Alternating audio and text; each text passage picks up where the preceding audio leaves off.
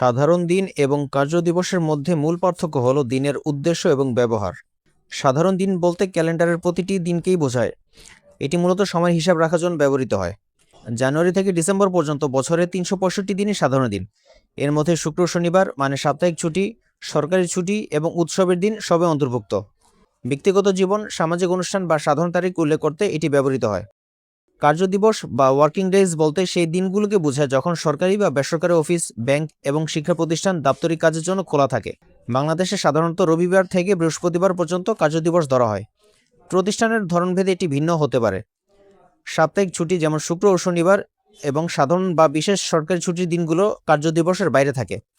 Banking লেনদেন, সরকারি নথিপত্র প্রসেসিং, কোনো সার্ভিসের ডেলিভারি টাইম বা আইনি সময়সীমা নির্ধারণে কার্যদিবস হিসাব করা হয়।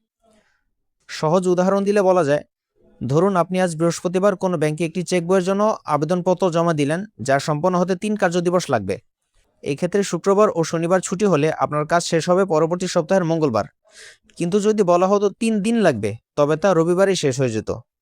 এমন আরও ইনফরমেটিভ ভিডিও পেতে চাইলে চ্যানেলটি সাবস্ক্রাইব করুন এবং আমাদের ফেসবুক পেজটি লাইক ও ফলো দিয়ে রাখুন।